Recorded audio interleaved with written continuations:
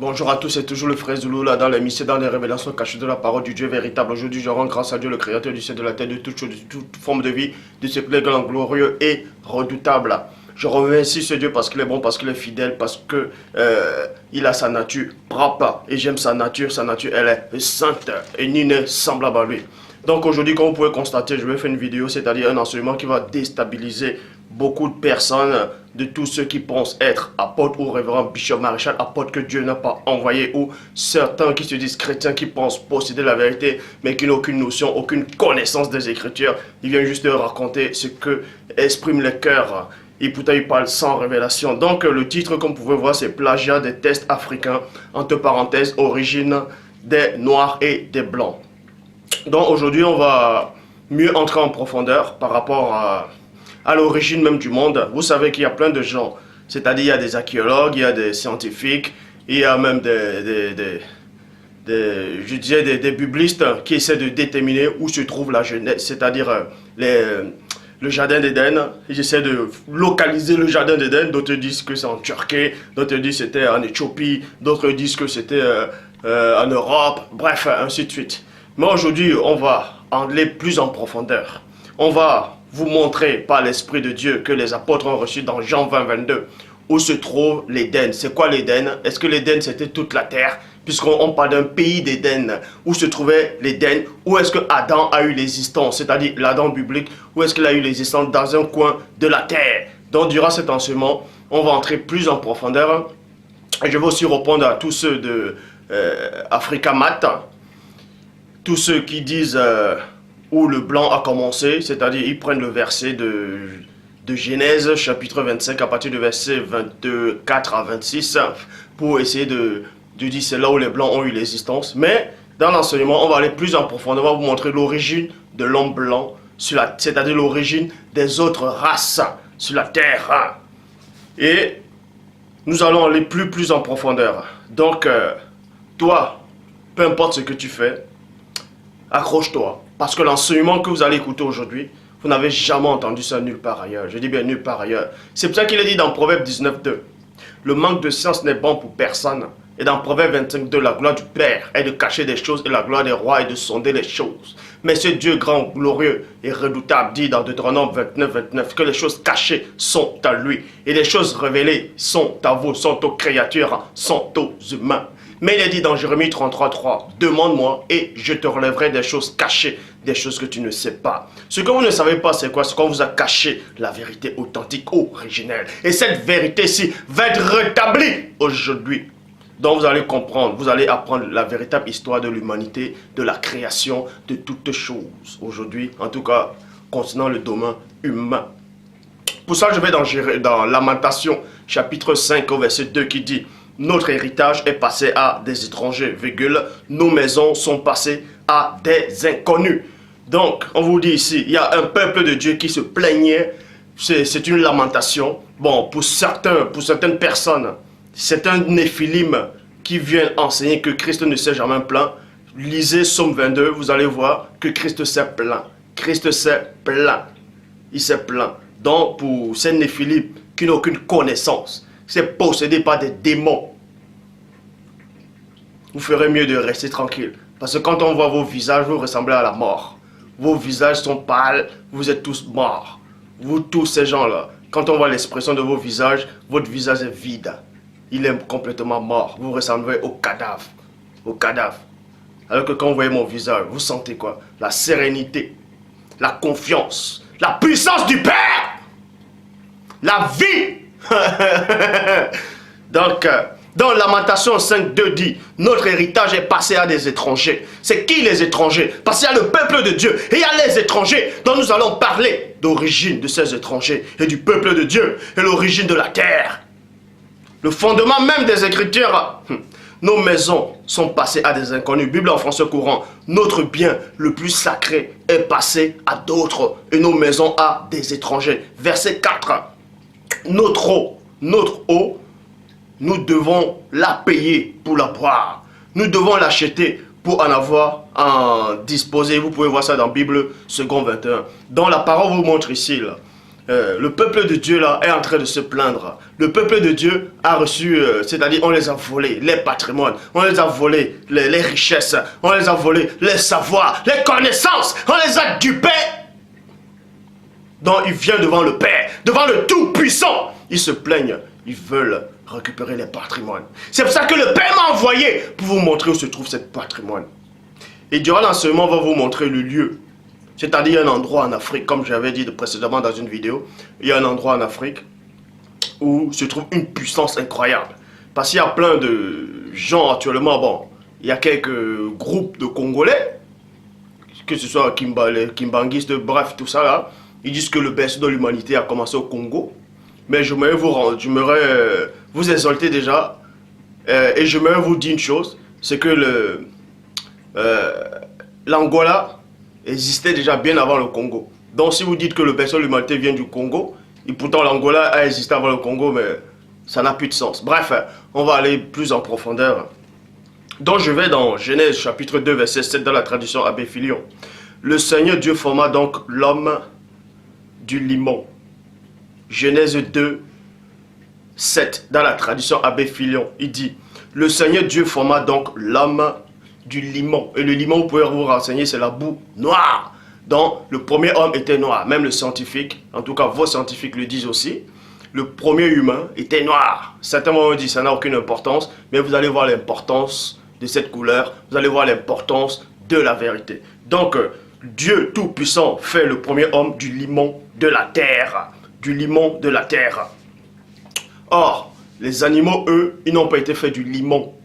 C'est-à-dire de la même boue qu'Adam avait été fait. Pourquoi? Vous voyez cela dans Genèse chapitre 2 au verset 19. Or, il avait formé or, ça veut dire dehors, en dehors, il avait formé or de l'élément adamique, virgule. Toute l'animalité de la nature terrestre et toute l'espèce volatile des cieux. Vous voyez ça dans Cosmogonie, chapitre 2, au verset 19. Maintenant, dans Bible en français courant, dans Genèse 2.7, comme je suis allé dans Genèse 2.7, que Dieu a fait l'homme du limon de la terre, c'est-à-dire le premier homme était noir. Et maintenant, je vais dans Genèse 2.8, dans la traduction Abbé, dans Bible en français courant. Ensuite, le Seigneur Dieu planta un jardin au pays d'Éden. Ensuite, le Seigneur Dieu planta un jardin au pays d'Éden, virgule, là-bas, vers l'est, virgule, et non dans l'est, mais vers l'est, pour y mettre l'être humain qu'il avait façonné, point. Donc on vous apprend qu'il y a un pays d'Éden. C'est quoi le pays d'Éden? Pour ça, je vais dans la traduction Pierre, Robin et Liverton. Aussi, le Seigneur Dieu planta un jardin en Éden, vers, non, dans, vers l'Orient. Bon, quand on dit l'Orient, ce n'est pas les pays arabes actuels, ce n'est pas ça. Puisque, en fait, quand on dit que Dieu a planté le jardin vers l'est de l'Éden, ça veut dire que c'était l'Éden, un endroit en Afrique, mais c'était à l'est de cet endroit-là, en fait, que Dieu a planté le jardin. Ça ne veut pas dire que c'est dans les pays arabes, l'Orient, non, c'est pas ça. Donc, et dans le verset 8, 9, il est dit quoi? Et le Seigneur Dieu fit germer de la terre tout arbre plaisant à voir et bon à manger, et au milieu du jardin l'arbre de vie et l'arbre de la science et du bien et du mal. L'arbre de la science, du bien et du mal. Verset 10, dans la Bible du Semeur, du pays d'Éden sortait un fleuve qui arrosait le jardin. Point. De là, il se divisait en 4 bras. Donc, on vous apprend que du pays d'Éden, c'est quoi le pays d'Éden? C'est quoi l'Éden? Est-ce que l'Éden, c'était toute la terre? Parce que certains disent que l'Éden, c'est le jardin d'Éden. Non. Il y a d'abord l'Éden et ensuite, maintenant, il y a un jardin qu'on a placé dans un endroit en Éden. Donc, Bible, parole de vie, un fleuve sortait du pays d'Éden pour arroser le jardin. Bible français courant, il est dit pays d'Éden. Pays d'Éden. Donc, vous allez comprendre le mystère, c'est quoi? C'est que la terre, je vais vous expliquer ces choses, c'est très facile. La terre, en fait, c'était un Éden. Vous voyez?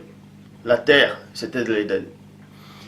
Et le Père Tout-Puissant a fait germer la faune et la flore, la verdure, dans un endroit sur la terre. En fait, vous allez comprendre que cette terre-là, au départ, il n'y avait qu'un seul bloc, un seul continent. C'était l'Afrique. Donc l'Afrique que vous voyez là actuellement sur les cartes, je vais prendre l'exemple peut-être de ça là. Vous voyez ça. Avant, l'Afrique était plus grand que ça. Si vous ne savez pas, c'était plus grand que ça. En fait, ce continent-là, ce continent, ce bloc-là était plus grand que ça. Et il n'y avait pas d'autres continents, c'est-à-dire l'Asie, l'Océanie, l'Europe, l'Amérique, ainsi de suite. Mais ça, on parlera de ça plus tard. Donc, au départ, il n'y avait que des Noirs sur la Terre. Et ils vivaient tous dans un seul bloc. Il n'y avait pas d'autres continents à cette époque. Mais, toujours est-il que dans une partie de ce continent, Dieu a fait pousser la faune et la flore. Les arbres de toute espèce bons à voir et agréables à manger. Mais il y avait aussi d'autres endroits où ces arbres-là ne poussaient pas. Écoutez attentivement le message, écoutez attentivement. Il y avait un endroit sur la terre, certes, ce n'était pas un désert, vous voyez, mais il n'y avait pas la faune et la flore là-bas. Il n'y avait aucun être humain dans cet endroit-là. Il n'y avait aucun être humain dans cet endroit. Donc, Adam avait été conçu dans un endroit où c'était fertile en fait. C'était dans un endroit où il y avait la faune et la flore, il y avait la verdure, il y avait des fruits de toute espèce, il y avait toutes sortes d'arbres, bons à voir et agréables à manger, qui portaient des fruits. Et les animaux aussi vivaient à cet endroit-là, c'est-à-dire vers cette localité de la terre. Donc il y avait une partie de la terre qui n'avait pas de richesse de la terre en fait. Et l'endroit où Adam se trouvait, où les animaux, tout ça là où il y avait la verdure, c'est ce qu'on appelait le pays d'Éden. Le pays d'Éden. Écoutez attentivement. C'était l'endroit où c'était le pays d'Éden. C'est pour ça qu'il est dit dans Genèse. Pour ça, je vais repartir. Genèse chapitre 2, versets 4 à 6 qui dit: voici les origines plutôt des cieux et de la terre quand il fut créé. Lorsque le Seigneur Dieu fit une terre et des cieux, lorsque le Seigneur Dieu fit une terre c'est un continent, une terre et des cieux. Aucun arbustre des champs n'était encore sur la terre, et aucun herbe des champs ne germait encore, car le Seigneur Dieu n'avait pas fait pleuvoir sur la terre, et il n'y en avait point d'homme pour cultiver le sol. Vous voyez, le sol était aride, le sol était un désert au départ. Donc il n'y avait pas de la verdure, de la faune et la flore.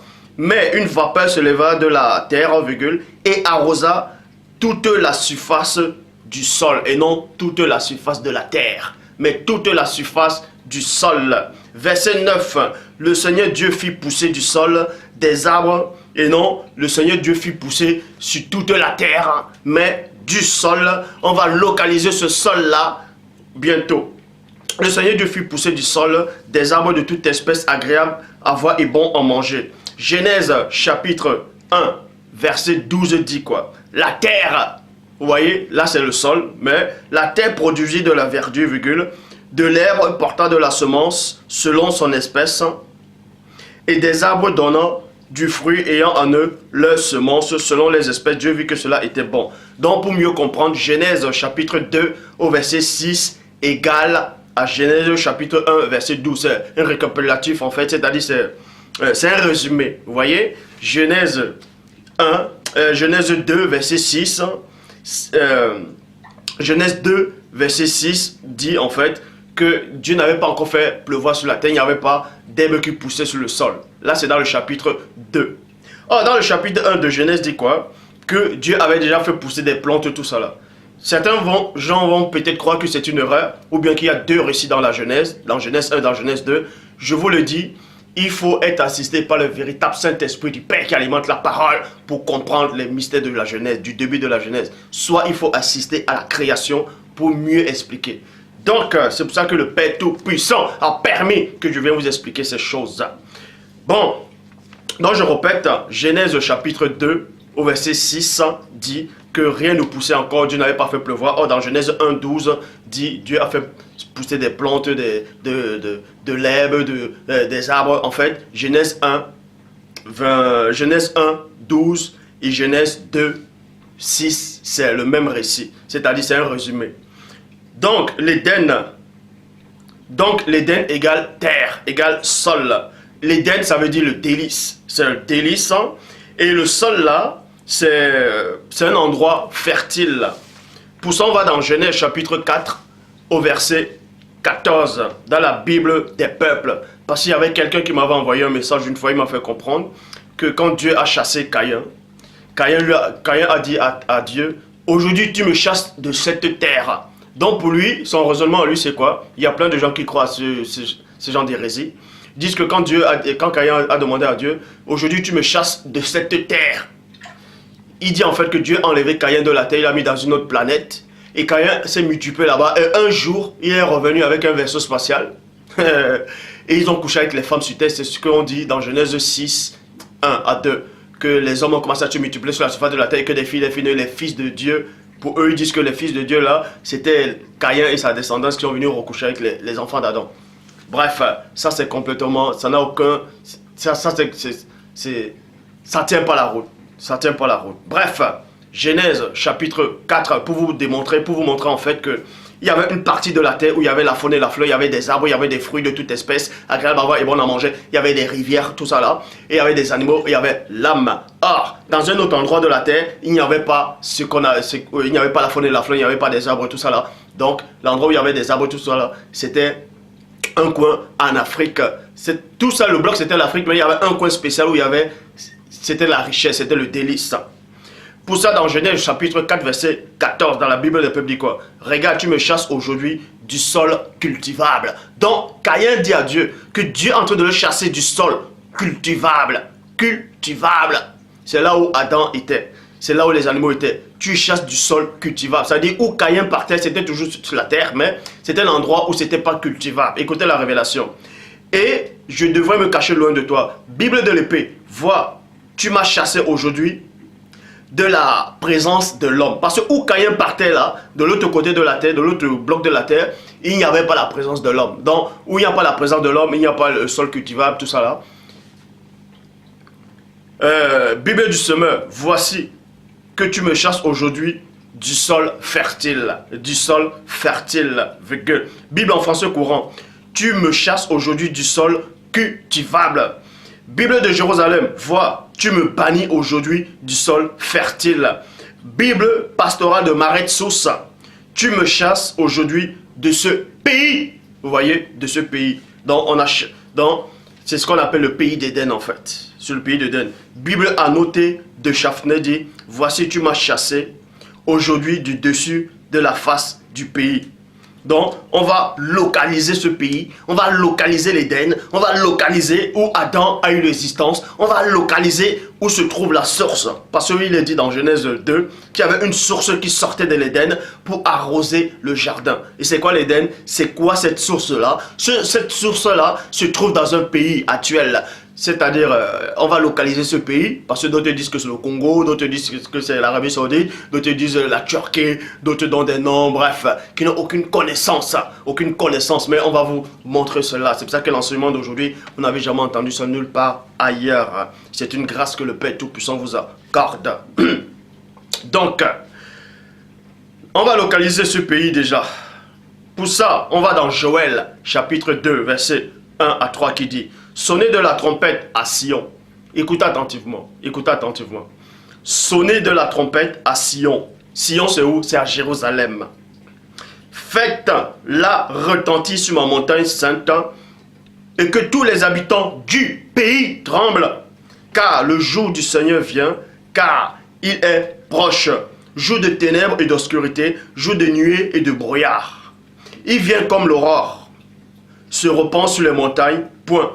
Voici un peuple nombreux et puissant. Voici un peuple nombreux et puissant, tel qu'il n'y en a jamais eu et qu'il n'y en aura jamais dans la suite des âges. Donc, il y avait un pays en Éden, il y avait un lieu qui était localisé en Éden. Un endroit précis dans la terre où il y avait une puissance incroyable qui se dégageait. C'est là où la source en fait sortait. Devant lui, un feu tremble. Devant lui, il y a un feu qui dévore. Derrière lui, une flamme bruyante. Devant lui, la terre. La terre. Dans d'autres versions, c'est-à-dire dans la Bible du Colombe, on dit le pays. Vous voyez, on dit le pays. Devant lui, le pays était pareil au jardin d'Éden. Donc, on vous dit ici qu'il y avait un pays, et on le compare au jardin d'Éden. C'est-à-dire que c'était ce pays-là où la source sortait pour arroser les 4 fleuves. Et ce pays-là, c'est où? On vous dit que c'était à Sion. Puisque vous pouvez relire dans Joël 2, 1 à 19. C'était à Sion, sonnez de la trompette à Sion. Sion, c'est à Jérusalem. Faites-la retentir sur ma montagne. Donc, c'était à Jérusalem. Et Jérusalem, je vous le dis encore, ce n'est pas ici où ces faux juifs-là se trouvent là. Non. Pour ça, j'ai les cartes. Je vais vous le démontrer. J'ai plein de cartes de l'Afrique qui datent même du 15e siècle ou bref, même les cartes même du 20e siècle, on va vous le démontrer. Donc, Dieu dit ici, là, devant lui, il y a un feu qui dévore. Derrière lui, une flamme brûlante. Devant lui, le pays, dans d'autres versions, dit la terre. Dans le pays, c'est dans la Bible de Colombe, le pays était pareil au jardin d'Éden, était pareil. Maintenant, les gens vont dire, oui, mais le pays était pareil. Pareil, ça dit qu'on le compare au jardin d'Éden, donc forcément, ce n'est pas le jardin d'Éden. Bible en français courant, la terre était un jardin d'Éden. La terre était un jardin d'Éden. La terre était un jardin d'Éden. En fait, la bonne version dit, le pays était un jardin d'Éden. Vous voyez, le pays, donc on va localiser ce pays-là dans cet endroit en Afrique, hein, où Adam a eu l'existence, où la puissance elle-même a commencé. Isaïe chapitre 52, verset 11, dans la Bible Parole de vie. Réveille-toi, Sion, montre ta puissance, Jérusalem, ville sainte. Donc vous allez comprendre ici. Pour ça, on va aller dans... J'ai tout le temps, parce que celui qui a créé le temps, c'est mon Père, donc il me donne le temps d'en disposer. Bon, Genèse chapitre 2, verset 10. Du pays d'Éden sortait un fleuve qui arrosait le jardin. Point. De là se divisait en 4 bras. Donc, du pays d'Éden. Du pays d'Éden. De là, on vous dit ici qu'il y avait un fleuve qui arrosait le jardin. Bible en français courant. Un fleuve prenait sa source. Un fleuve prenait sa source. C'est la source, c'est l'origine, la puissance au pays d'Éden. Au pays d'Éden. C'est pour ça qu'il a dit, Apocalypse chapitre 21, verset 2. Et je vis descendre du ciel d'auprès de Dieu, la ville sainte, la nouvelle Jérusalem. Vous voyez, la nouvelle Jérusalem, la ville sainte. Parce que l'ancienne Jérusalem, c'est-à-dire l'ancien paradis, c'était terrestre. C'était en Éden. Vous voyez, donc, si on vous dit que c'était en Éden, ça dit que c'était à Jérusalem. Comprenez la révélation. Le jardin d'Éden, c'était dans les environs de Jérusalem. En fait, le pays d'Éden, c'était à Jérusalem. Où il y avait cette source-là qui sortait de l'Éden pour arroser le jardin qui se divisait en 4 bras. C'était à Jérusalem que la source-là d'eau sortait. La parole le dit, c'est l'Apocalypse chapitre 21, verset 2. Et je vis descendre du ciel d'auprès de Dieu la ville sainte, la nouvelle Jérusalem. Apocalypse 22, verset 1. Et il me montra un fleuve d'eau, de la vie, limpide plutôt, comme du cristal qui sortait du trône de Dieu et de l'agneau. Ézéchiel chapitre 47 au verset 1. Et il me ramena vers la porte de la maison, point, et voici de l'eau sortait sous le seuil de la maison, à l'Orient, et non dans l'Orient, à l'Orient, c'est-à-dire à l'est de cet endroit-là. Car la face de la maison était à l'Orient. L'eau descendait sous le côté droit de la maison du midi à l'autel. À l'autel. Donc, la puissance là vient de Jérusalem. Et on va localiser Jérusalem maintenant. Pour ça, je vais vous donner quelques sites qui font aussi référence aux anciens noms jadis, bien avant que la Bible, les Occidentaux ne viennent en Afrique avec la Bible, et qui correspondent actuellement aussi avec des noms hébreux et des textes bibliques. Donc, où se trouve donc Jérusalem? Puisqu'on vous apprend ici que la nouvelle Jérusalem, c'est là où il y avait le paradis.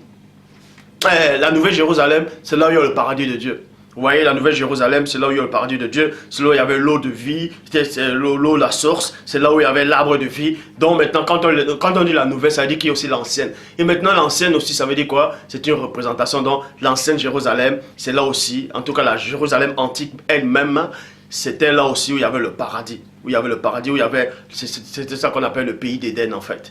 Donc, pour ça, il y a un site actuellement que plein de gens essayent il y a un site actuellement que les gens m'envoient, ils me demandent si c'est bon ou si c'est pas bon le site, s'ils doivent faire confiance à ce site ou pas. C'est Bantou Hébreu.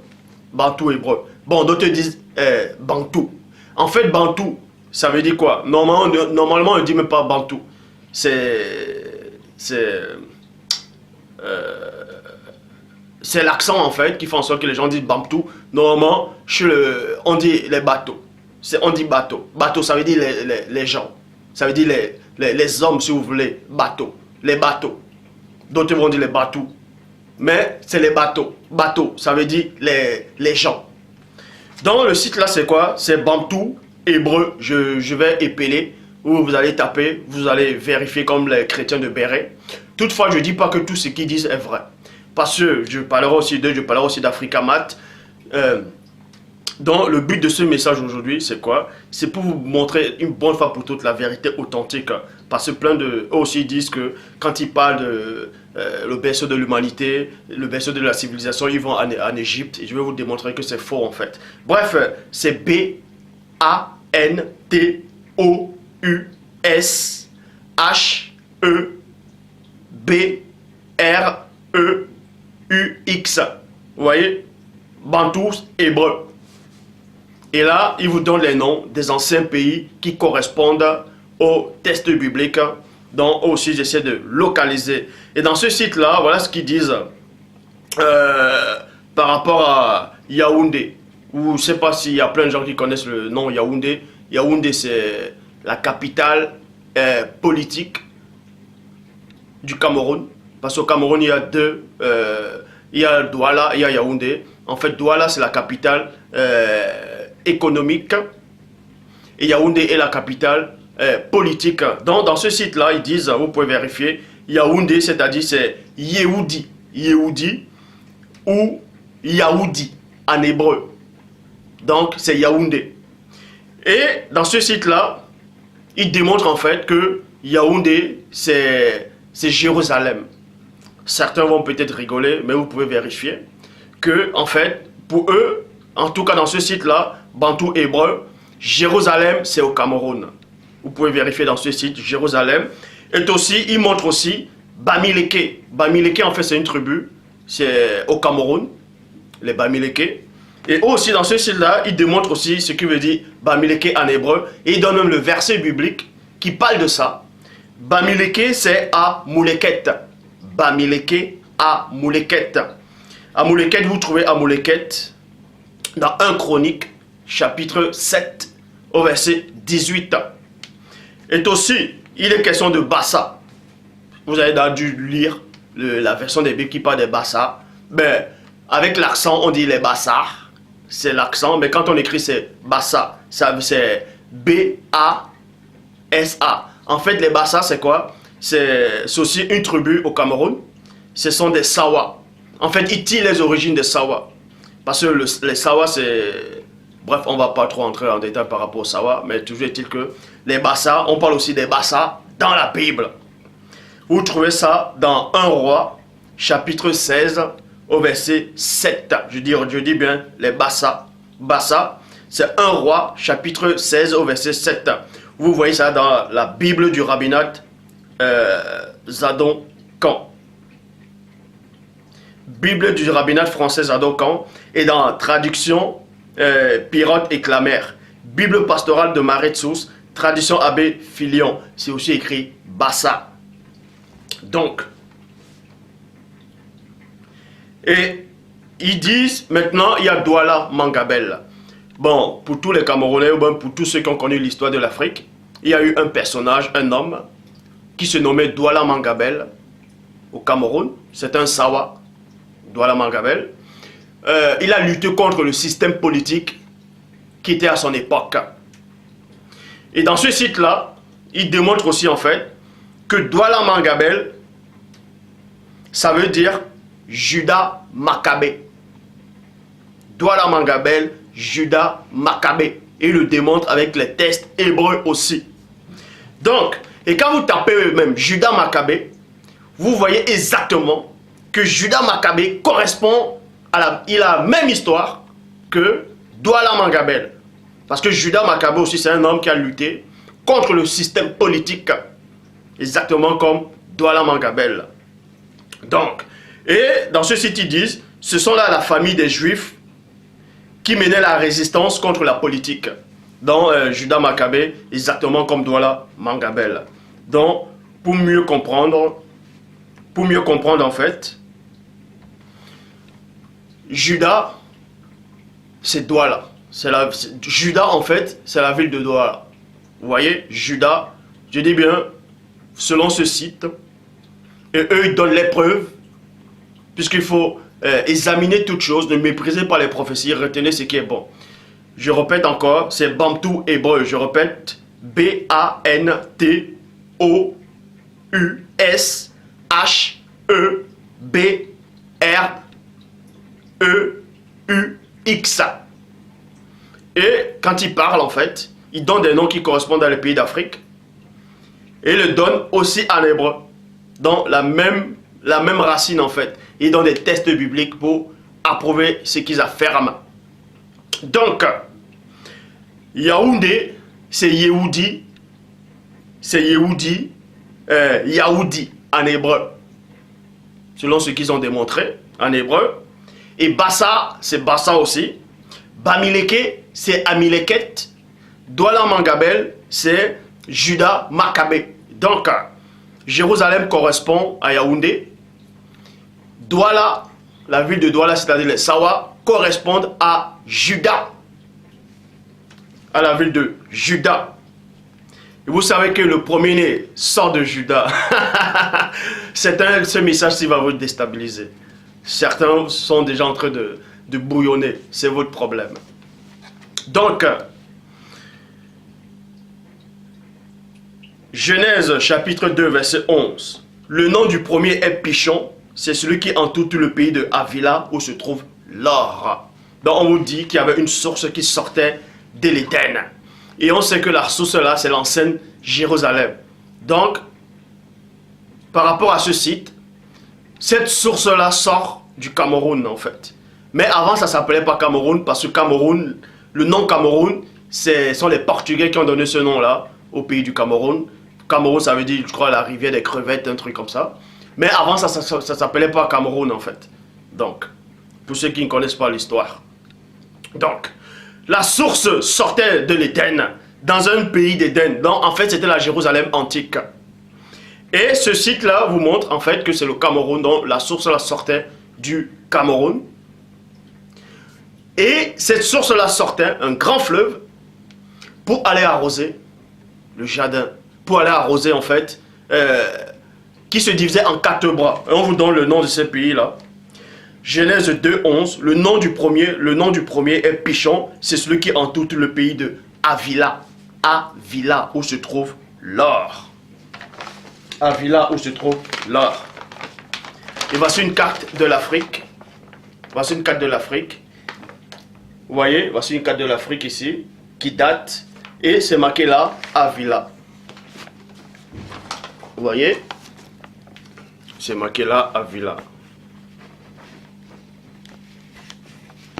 Dafila. Donc, Dafila, c'était bel et bien en Afrique. Comme vous pouvez le constater. Comme vous pouvez le constater, et j'ai encore une autre carte. Une très grande carte de l'Afrique en fait. En fait, à l'époque, c'était des royaumes, c'était des dynasties. Voici une très grande carte en fait de l'Afrique. Une très grande. En fait, Davila se trouve ici, dans cette carte. Vous voyez, Dafila. Ça, c'était les anciens noms, Dafila. De même que, ouais, je remonte encore, pour ceux qui disent qu'ils n'ont pas dû bien voir. Ouais, c'est marqué Dafila. Donc, et je poursuis donc. Et c'est qui Dafila en fait? C'est qui Davila? Dans d'autres versions de Bible, d'autres disent Davila, d'autres disent Dafila, ainsi de suite. Donc, on va localiser Dafila. Dafila, c'est qui? Bibliquement, c'est qui? Vous pouvez voir ça dans Genèse, chapitre 10, au verset 7. Fils de Couche. D'autres disent Kesh, mais moi je vais dire Couche. Les fils de Couche furent Sabat, Havila. Vous voyez? Et Couche, c'est qui? Couche, c'est l'Éthiopie. Couche, c'est l'Éthiopie. Pour ça, vous voyez ça dans Jérémie 13, 23, dans la Bible des peuples qui dit « Un Éthiopien peut-il changer la couleur de sa peau ?» Point d'interrogation. Nouvelle Bible seconde, un couchiste peut-il changer sa peau? Donc, couche, c'est couchiste, c'est toujours l'Éthiopie. Traduction œcuménique de la Bible, un noir peut-il changer la couleur de sa peau? Toujours dans Jérémie 13, 23. Bible Chouraki, change-t-il sa peau, le nègre? Point d'interrogation. Donc, on vous apprend ici que Couche est un noir, c'est un Éthiopien qui a eu au monde un fils qui se nommait Davila. Avila. Et Davila, on vous dit que la source sortait de l'Éden, du pays d'Éden là, pour arroser, c'est-à-dire qu'il se divisait en 4 bras, qui contournaient tout le pays de Avila, donc le pays d'un noir. Et c'était toujours en Afrique. Vous voyez?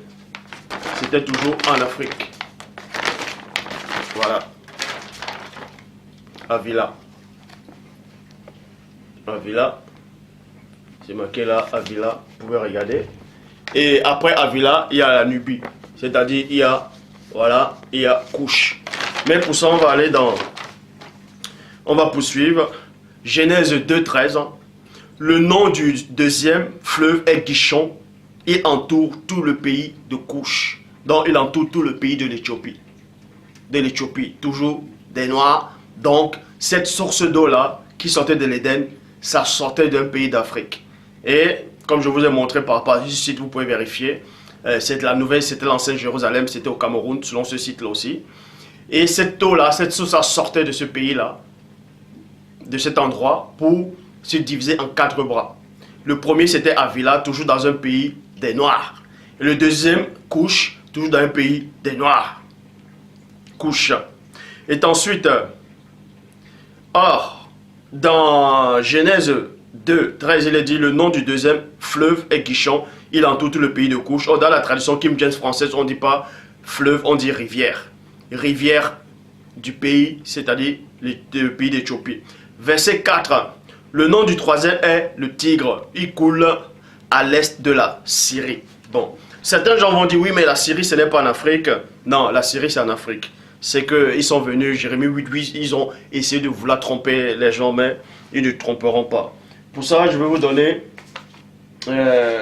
toujours des cartes. Toujours des cartes, en fait. Il y a des cartes qui datent du 20e siècle. Il y a les cartes qui datent du 16e siècle, ainsi de suite. Même les plus anciennes, en fait. Bon, dans Genèse chapitre 14, il est dit, le nom du troisième est le tigre. Et on va localiser le tigre, en fait. Voici le tigre. Voici la carte de l'Afrique, vous voyez, les anciennes cartes. Là, premièrement, on a localisé quoi? Davila. Vous voyez, Davila. Et ensuite, Davila, il y a quoi?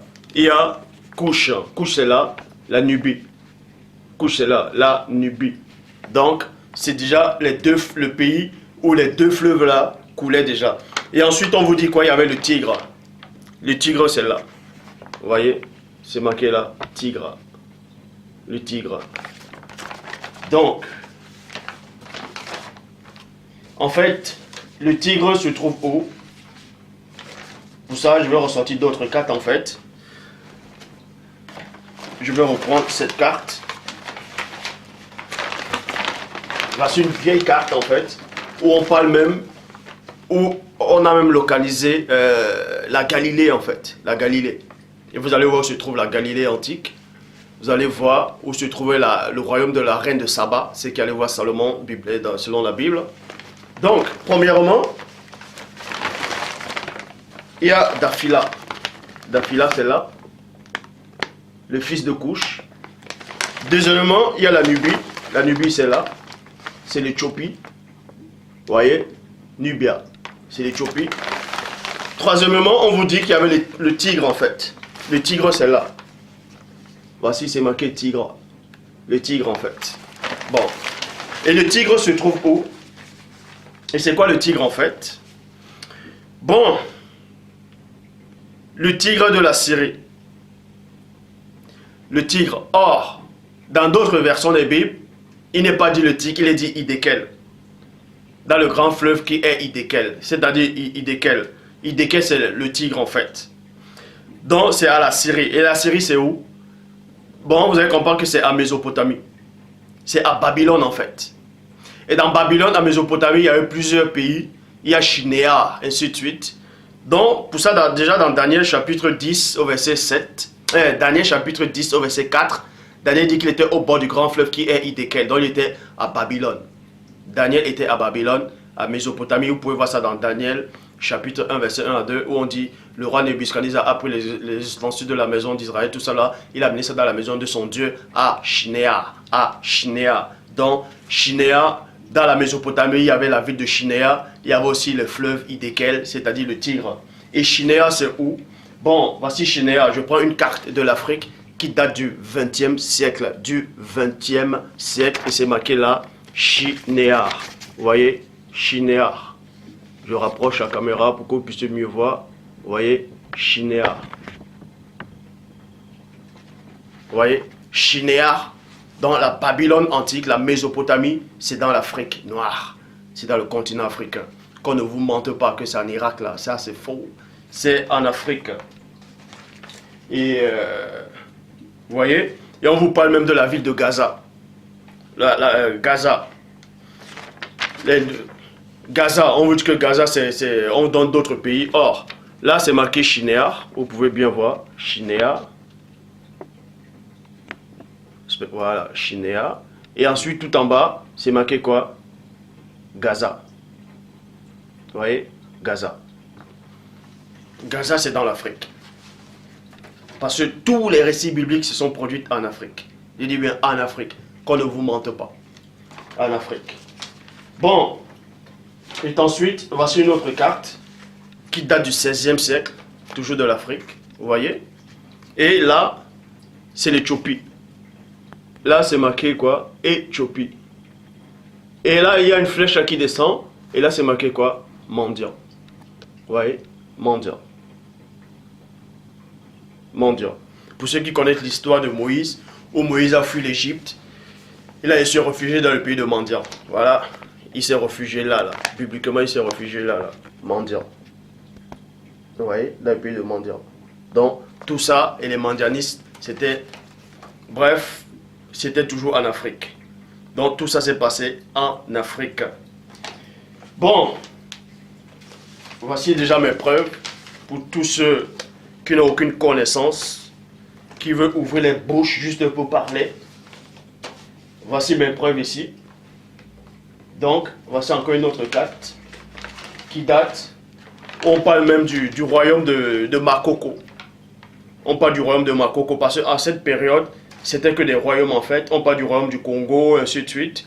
Mais aujourd'hui, je ne veux pas parler du Congo. Je ferai une vidéo spéciale pour donner les anciens noms, en fait.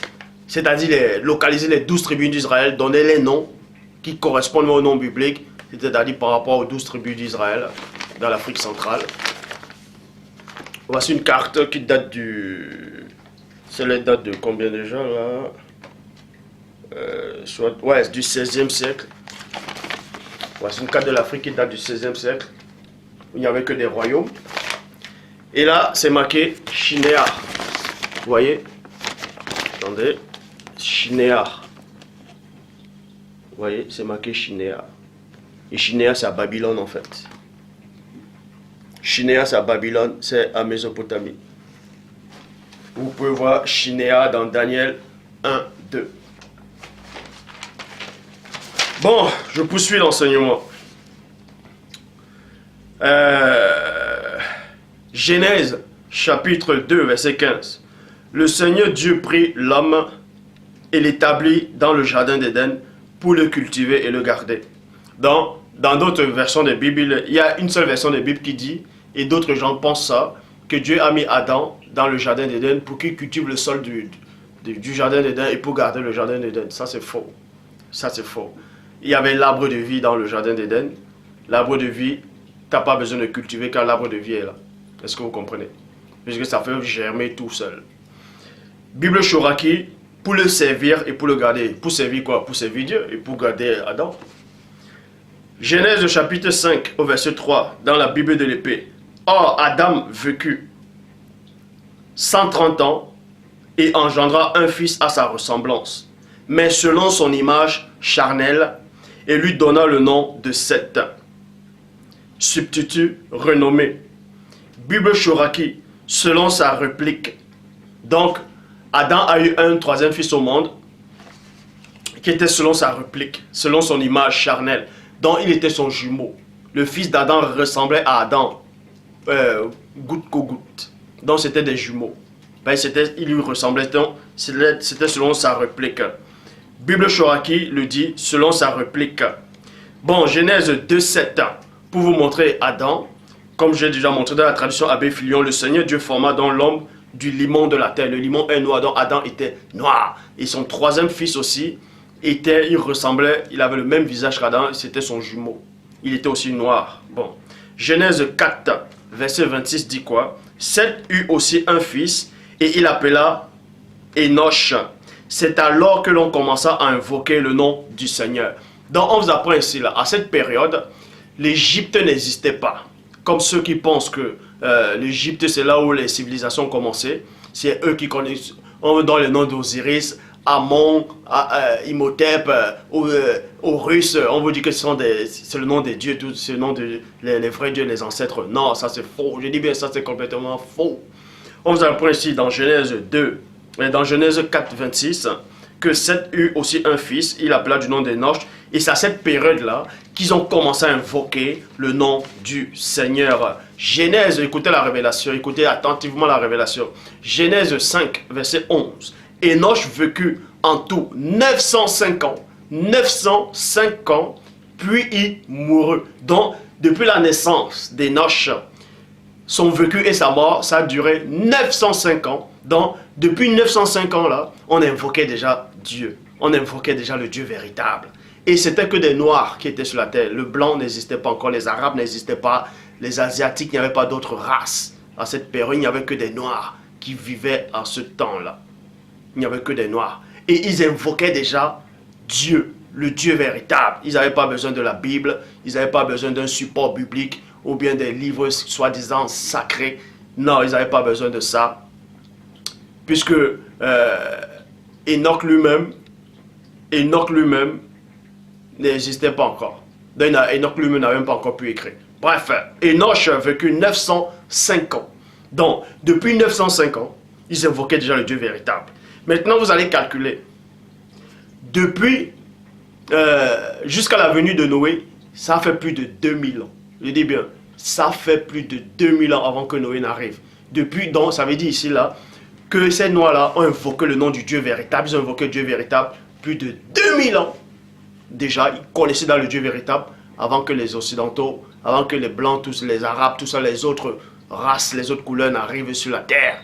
Le Noir connaissait déjà le Dieu véritable depuis plus de 2000 ans. Je dis bien depuis plus de 2000 ans. Bien même avant que la Torah n'arrive, ils invoquaient déjà le nom de Dieu depuis plus de 2000 ans. Donc quand on vient vous présenter ce faux démon de Jésus blanc là, on ne le connaissait pas. Ce n'est pas lui qu'on invoquait depuis 2000 ans. Bien avant que le blanc n'arrive. Avant ce faux Christ blanc qu'on veut nous présenter, avant que les autres couleurs n'arrivent, les Noirs invoquaient déjà Dieu, je le dis encore. Plus de 2000 ans, ça a duré plus de 2000 ans. Ils l'invoquaient toujours. Donc ce n'est pas vous qui allez venir nous donner des noms qu'on ne connaît pas. Les noms de Jésus, Adonai, Yahvé, Yahweh, Elohim. Non. Non, les ancêtres, les patriarches antiques n'invoquaient pas ce nom-là. Et je vous le dis, même Zambé, il ne disait pas en Zambé. Pour ceux qui disent que, certes, en Afrique, on va dire, en Afrique, on disait Zambé aussi. On dit aussi Loba. Mais à cette époque-là, on ne disait pas en Zambé, on ne disait pas Loba. Pourquoi? Parce qu'à cette période, toute la terre avait une seule langue et les mêmes mots, le même langage. Ça veut dire que quand on disait, si peut-être on disait Dieu à cette époque, tous les humains là, de cette période-là disaient Dieu. Et non, on va dire ici là, Zambé, là-bas on va dire Loba, là-bas on va dire Dieu, là-bas on va dire God. C'était les mêmes mots, les mêmes expressions. Je dis bien les mêmes expressions. Donc ils ont invoqué le Dieu véritable durant plus de 2000 ans. Durant plus de 2000 ans, c'était la race noire. Ils invoquaient le Dieu véritable. Et ils étaient remplis Ils étaient dans un endroit cultivable. Ils étaient dans un endroit cultivable. Je dis bien dans un endroit cultivable. Et ils se sont même éparpillés dans les endroits où il n'y avait pas le sol fertile. Parce qu'il est dit dans Genèse 4, verset 14. Regarde, tu me chasses aujourd'hui du sol cultivable. C'est dans la Bible des peuples. Maintenant, je repars dans Bible Parole de vie.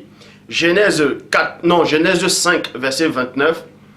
Il appela Noé, parce que quand Noé est né, on l'appelait du nom de Noé selon la Bible. Il appela Noé en disant, le Seigneur a maudit le sol. Point. Mais ce garçon nous encouragera dans nos travaux. Les travaux, c'est quoi? C'est que les ancêtres là, Noé aussi, ils ont travaillé le sol. Parce que le sol a été maudit à un moment. Parce que déjà à cause du patriarche Adam, mais à cause du chérubin jadis ouin, ça je ne veux pas revenir sur ça. Et aussi Caïn aussi, bref, c'est à cause de la séduction de mauvais esprits. Mais vous allez comprendre que quand Caïn a été expulsé, c'est-à-dire du sol cultivable, du pays d'Éden, certes, Caïn, on l'a renvoyé dans le pays de Nod. Dans le pays de Nod, toujours en Éden, mais dans le pays de Nod. Mais c'est un endroit où le sol n'était pas fertile. Bon. Et quand les hommes ont commencé à se multiplier, il y avait les Noé, tout ça là, bref, il y avait du monde. Ils ont commencé à s'étendre eux-mêmes, même dans les endroits où le sol n'était pas cultivable. Et ils ont travaillé le sol pour que ça puisse être cultivable. C'est pour ça qu'il est dit dans la Bible, Parole de vie, Genèse 5, verset 29, dont ils étaient plus seulement dans l'Afrique centrale. En fait, l'Afrique centrale, c'était immense. C'est pas ce qu'on vous montre là maintenant. Là. Donc, avant, il n'y avait pas cette notion de frontières. C'était un seul bloc. Ça, on va vous le démontrer bibliquement. Et ils se sont commencé à se répandre plutôt. Ils ont commencé à travailler le sol. C'est pour ça qu'il est dit dans la Bible, Parole de vie, dans Genèse 5, verset 29, il appela Noé en disant, le Seigneur a maudit le sol, mais ce garçon nous encouragera dans nos travaux. Les travaux, c'est quoi? Ils ont travaillé le sol. Et dans la fatigue que nous devons supporter. C'est pour ça qu'il est dit dans Ecclésiaste, ce qui a été, ce qui est, c'est ce qui sera, il n'y a rien de nouveau. Si une chose existe, cette chose existait déjà. Donc vous allez comprendre comment Salomon, comment les Noé, les patriarches ont travaillé le sol à cette période-là. Avant même que les Blancs, les Arabes, tout ça n'arrive sur la terre. Ézéchiel, chapitre 2, Ecclésiaste, chapitre 2, versets 4 à 6. J'exécutais de grands ouvrages, 2 points. Je me bâtis des maisons, je me plantais des vignes, je me fis des jardins et des verges, et j'y plantais des arbres à fruits de toute espèce, et je me créais des étangs pour arroser des forêts où croissaient des arbres. C'est ce que les patriarches ont fait. Ils ont travaillé l'Afrique. L'Afrique était comme un jardin d'Éden, c'est-à-dire ils ont travaillé l'Afrique. C'est pour ça que quand vous repartez en Afrique actuellement, vous allez voir dans certains pays où il y a encore des... Vous allez marcher longtemps, vous allez voir que des plantations, vous allez voir des arbres, des fruits. Les gens cueillaient des fruits naturellement comme ça. Tu venais dans la plantation de quelqu'un. Oh, bonjour mon frère, comment tu vas? Tu prenais le fruit, tu mangeais. Parce que bibliquement, c'était ça. Bibliquement, c'était quoi dans l'Ancien Testament? Si tu as faim, tu pouvais entrer dans le champ de quelqu'un. Tu manges tout ce qui te fera plaisir. Ça, c'était la loi. Mais il ne faut pas sortir avec. Mais quand tu sortais avec ça pour partir avec, c'est ce qu'on appelait du vol.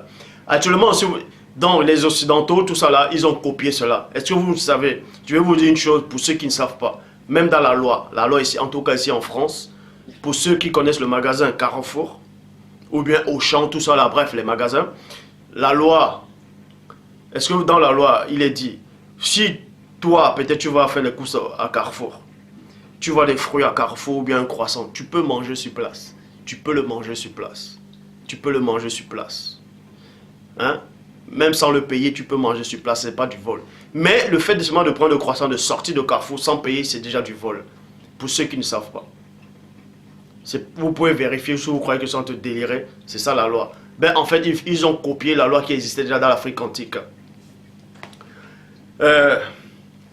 Donc, les Noé, tout cela, ils ont travaillé le sol après que le sol a été maudit. Ils ont retravaillé, ils ont planté, il y a eu des plantations, il y a eu la faune et la flore, il y avait des animaux de toute espèce. C'était beau l'Afrique jadis. Et pendant ce temps-là, ça a duré plus de 2000 ans.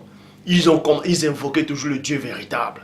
Donc, depuis que Caïn a été expulsé, nulle part dans les Écritures, de Genèse, quand Caïn a été banni, et jusqu'à la venue des Néphilim, jusqu'à la venue des anges, jusqu'à la venue des autres races, nulle part, Dieu lance ce défi à tous ceux qui vont à quiconque sur la terre, sur cette planète de terre, pour me montrer le seul récit biblique où il est dit que en cette période-là, les gens ont commencé à tuer. Il n'y avait plus de meurtre. Les gens ne tuaient pas à cette période-là.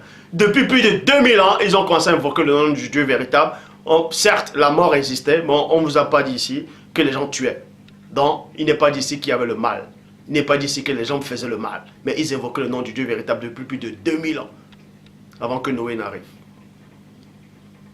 Depuis que Caïn avait été expulsé, c'est Caïn qui avait tué. Mais depuis qu'ils ont commencé à invoquer le nom de Dieu, le Dieu véritable, ça a duré plus de 2000 ans. Nulle part ailleurs, ici, là, il est écrit qu'il y avait encore le meurtre, qu'il y avait la séduction. Non. C'est quand les anges sont arrivés plus tard, qu'ils ont séduit encore. Et puis là, les autres races sont arrivées, c'est là où le désordre a encore recommencé. Bref, donc la terre, en cette période-là, c'était une richesse. C'était l'Éden, il y avait toutes sortes de richesses, des minéraux. Il y avait de l'or, du diamant, il y avait tout. Il y avait tout. Il y avait tout. Et l'or, à cette époque, l'or n'avait pas l'importance comme ici actuellement. Les gens ici tuent pour l'or. L'or pour eux, c'est Dieu. L'or ici, là, c'est Dieu pour eux. Alors qu'en Afrique, à l'époque, l'or, c'était normal en fait. Tu prenais de l'or, tu allais rendre visite peut-être au chef, ou tu allais rendre visite à un notable, ou tu allais rendre visite à un frère, à ton frère. Tu amenais de l'or, tu donnais du présent. Tu donnais des présents, lui te donnait peut-être autre chose, peut-être du diamant, ou bien du saphir, du scabot d'émeraude.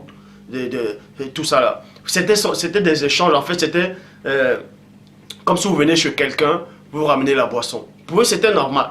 Mais ici là, l'or est devenu, on vous tue pour l'or.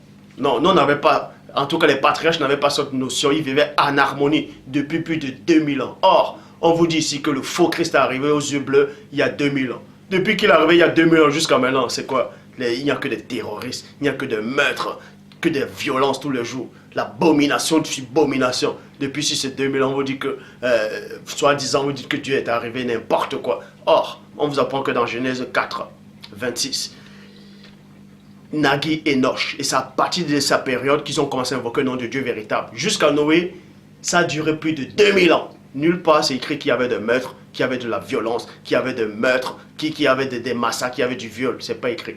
Non. Ils vivaient en harmonie. Certes, ils travaillaient dur, mais ils vivaient en harmonie. Donc, Genèse 6.1. Lorsque les hommes eurent commencé à se multiplier sur la face de la terre et que des filles les furent nées. Maintenant, verset 2 dans la Bible, parole de vie. Les habitants du ciel voient que les filles sont belles et choisissent les femmes parmi elles. Bible en français courant. On vous dit aussi les habitants du ciel. Verset 4 de Bible en français courant dit quoi? C'était l'époque où il y avait des géants. Où il y avait des géants, des Néphilim. C'était l'époque quand ces habitants, quand les anges sont descendus. C'était l'époque là. Sur la terre. Et il en resta même plus tard. Ceux-ci étaient les héros de l'Antiquité. Au nom célèbre, ils étaient nés de l'union des habitants du ciel avec les filles des âmes.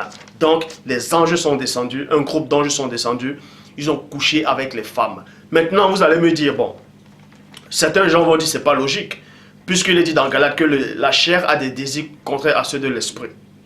Comment se fait-il qu'un esprit, puisque d'autres vont prendre, ils vont dire que Christ a dit, ouais, dans le paradis, tout ça là, vous serez comme des anges, vous n'allez pas procréer, vous n'allez pas avoir des femmes, vous n'allez pas vous marier, tout ça. Comment se fait-il que les anges font l'inverse en fait? Vous allez comprendre le mystère, c'est quoi? C'est que selon le livre de secret d'Enoch, il est dit, Satan, pendant sa rébellion, écoutez attentivement, certains gens vont dans la confusion, ils vont dire, ouais, mais ça dit qu'il y a eu deux groupes d'anges qui ont péché. Quel est le groupe d'anges qui a péché? Parce qu'ils vont dire, certes, si les anges ont péché dans Genèse 6, 2, et Satan lui l'a péché en quel moment? Puisque Satan existait déjà. C'est-à-dire il avait déjà péché. Donc les autres anges n'ont pas vu la punition de Satan pour venir pécher. Bref, selon le livre des secrets d'Enoch, Satan, pendant sa rébellion, bref, il est tombé, vous le savez, et un groupe d'anges de Satan, c'est-à-dire un groupe d'anges déchus, c'est-à-dire, sont venus, eux là, un groupe d'eux, sont venus sur terre. Ils ont couché avec les femmes. Bon. Donc vous apprenez ici là que les anges sont venus sur terre, ils ont couché avec les femmes noires. Après j'explique tout ça en détail dans le livre. Les anges ont couché avec les femmes noires. Certes, vous allez me dire, j'avais fait une vidéo où j'ai démontré qu'il y a les anges sont noirs. Certains m'ont posé la question, mais si les anges sont noirs, comment se fait-il qu'ils couchent avec les femmes noires et les blancs apparaissent? Je vais vous expliquer ces choses, c'est très facile. Vous allez comprendre une chose, c'est que quand on dit que les anges, c'est-à-dire l'ange, on vous dit d'autres avaient des pieds de bronze, la couleur du bronze, le bronze est marron. Vous voyez? Et ça, c'est un bronze spirituel. Ça veut dire quoi? Paul de Tarse dit dans 1 Corinthiens 15, en parlant des astres des corps lumineux, des corps spirituels, il y a plusieurs, il faisait une comparaison avec les étoiles. Il y a des étoiles, c'est quoi? Une étoile diffère en éclat d'une autre étoile. Ça veut dire quoi? Le noir, une couleur noire, d'autres disent que le noir, c'est pas une couleur, la couleur noire, bref, c'est votre problème. Une couleur noire, spirituelle, là, est plus éclatant que la lumière que vous avez dans ce monde. Est-ce que vous comprenez? Ça veut dire qu'une couleur noire spirituelle, c'est-à-dire même une couleur marron dans le plan spirituel. Si un ange a la couleur marron, son éclat marron là va être plus brillant que votre lumière sur la terre.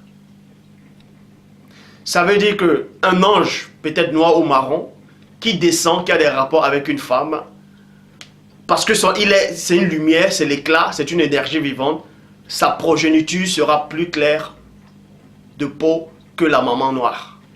Ça, c'est une révélation. Bon, certains, les anges sont descendus sur la terre. Ils ont pris des corps physiques, si vous ne savez pas. Même en prenant les corps physiques, les natures d'astres lumière restent. C'est pour ça que les blancs, tout ça là, les autres couleurs, les autres races sont apparues de l'union des anges avec les femmes noires. Bible en français courant, dans Jude, chapitre 1, verset 7. Rappelez-vous, Sodome, Gomorrhe et les villes voisinantes, et les villes voisines, 2 points. Les habitants se sont conduits d'une manière aussi immorale que ces anges-là. Et ont recherché des relations contre nature. Donc, les anges, c'est eux-là, en fait, ces anges déchus, c'est eux qui ont apporté la notion de la sodomie sur la terre. Ils ont sodomisé les animaux, ils ont sodomisé les hommes, ils ont sodomisé les femmes. C'est eux qui ont apporté cette notion de la sodomie et ça a contaminé les habitants de Sodome et Gomorrhe. Et c'est là où les progénitures ont commencé à sodomiser aussi. C'est eux qui pratiquent plus la sodomie. C'est ici dans les pays d'Europe, en Amérique, tout ça là. Bref. Ils ont apporté la notion de la sodomie. Des pratiques bizarres, contre nature. L'homosexualité, c'est les anges qui ont apporté ça. Ces anges déchus, c'est eux qui ont apporté ça. Et c'est les progénitures qui ont commencé à pratiquer ça aussi. Ils ont contaminé le peuple de Dieu. Une partie des habitants noirs qui vivaient sur terre. C'est pour ça que vous voyez aussi la vie de Sodome et Gomorrhe. Et quand le Père Tout-Puissant a vu ce désordre-là, c'est là où le mystère du déluge a commencé. Mais, dans le livre des secrets d'Enoch, chapitre 18, verset 3, il est dit que les anges ont apporté l'anarchie et le métissage. Le métissage, c'est quoi? C'est d'autres races, c'est d'autres couleurs. Deutéronome, chapitre 23, verset 3. Deutéronome 23, verset 3, dit quoi? Le métis non plus n'entrera pas dans l'ensemble, dans la communauté de Yahvé, même à la 10e génération, il est inclus de la communauté de Yahvé. Donc on vous dit ici là, que les métis, les arabes, les blancs, tous les autres couleurs asiatiques ne devaient pas entrer, ne doivent pas se mélanger avec les noirs. Bible pastorale du Marais de Source. Le métis n'entrera pas non plus dans l'ensemble du Seigneur, même jusqu'à sa 10e génération. Et la définition de métis, c'est quoi? Personne, donc les parents sont de couleur de peau différente. Or, Africa, c'est-à-dire Africa Mat et Bantou hébreu et d'autres d'autres groupes, de certaines personnes des Noirs en fait, eux ils disent que l'homme blanc est arrivé, c'est-à-dire les Arabes, tout ça, les Blancs, les Asiatiques sont arrivés dans Genèse 25, verset 23 à 26, que je vais lire. Le Seigneur lui dit, 2 points, 2 nations sont dans ton ventre, et 2 peuples se sépareront au sortir de tes entrailles. Et de ces peuples sera plus fort, et de ces peuples sera plus fort que l'un que l'autre. Et le plus grand sera assujetti au plus petit. Le jour où elle devait accoucher, c'est-à-dire c'est Rebecca, et Rebecca était une femme noire, le jour où elle devait accoucher s'accomplit, et voici il y avait 2 jumeaux dans son ventre. Point. 2 jumeaux, ça veut dire qu'ils se ressemblaient. Le premier sortit entièrement roux. Vous voyez, roux, c'est à peu près comme cette couleur-ci, là, de cet aquarium, c'est-à-dire là. Le roux, c'est à peu près comme ça, là. Donc, roux, et vous voyez ma couleur, et la couleur, c'est là. Donc, le roux est plus clair. Le roux, était plus clair, en fait. Sortit entièrement roux, comme un manteau de poil, et on lui donna le nom d'Esau. Ensuite sortit son frère, dont la main tenait le talon d'Esau, et on lui donna le nom de Jacob. Jacob. Donc Jacob était noir, c'est pour ça qu'on n'a pas précisé sa couleur. Et son frère était roux, donc il était plus clair que Jacob. Et c'est pour ça que ces gens-là maintenant disent, c'est que Jacob en fait, que Esau en fait, le roux là, c'est l'ancêtre des blancs.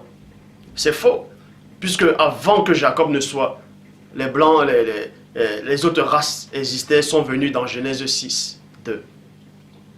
Ils sont venus dans Genèse 6, 2.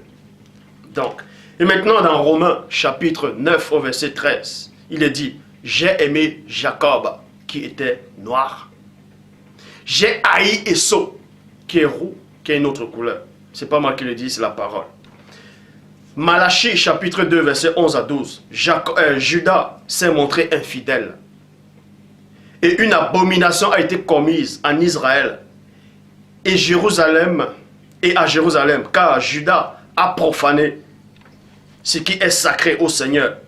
Ce qu'aime le Seigneur, virgule, il s'est uni à la fille.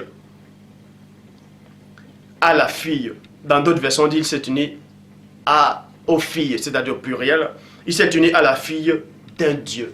Donc, il s'est uni à la fille, c'est-à-dire d'une autre race, d'une autre couleur, d'un Dieu, à la fille d'un Dieu. Vous voyez? On n'a pas dit à une femme étrangère, on n'a pas dit à une adoratrice, mais on a dit à la fille d'un Dieu. Donc, ça veut dire quoi? Les dieux, là, ici, là, dans la Bible, ce sont les anges déchus. Les autres peuples sont les anges déchus. Donc, on vous apprend qu'il s'est uni à une Néphilim. Et devant Dieu, c'était une chose abominable. Maintenant, dans Genèse chapitre 7, verset 23, il est dit, tous les êtres humains étaient sur la terre, tous les êtres, c'est-à-dire, quand les autres races sont arrivées sur la terre, l'anarchie a commencé, le métissage, tout ça là, la sodomie, l'homosexualité, tout ça arrivait à cette époque-là. C'était l'horreur. Parce que depuis plus de 2000 ans, les ancêtres, les Noirs là, servaient Dieu avec harmonie. Certes, ils travaillaient Dieu, mais ils servaient Dieu avec harmonie, il n'y avait pas ça. C'est quand les autres races sont arrivées, selon Genèse 2, selon Genèse 6, 2, et selon le livre des secrets de Enoch, chapitre 18, verset 3, c'est là où le désordre a repris sur la terre, l'anarchie, le meurtre, tout ça là. Et le Père maintenant décide d'envoyer le déluge. Ah, dans le récit sumérien. Les Sumériens, c'est la Mésopotamie, c'est toujours dans l'Afrique. Je vous l'ai démontré. Dans le récit sumérien, il est dit que Dieu, c'est-à-dire les dieux, et eux, en fait, c'était Ishtar, c'était une déesse. Elle a créé, les dieux ont décidé de créer les humains pour les servir, pour les donner à manger, tout ça là. Ah, ben voyons.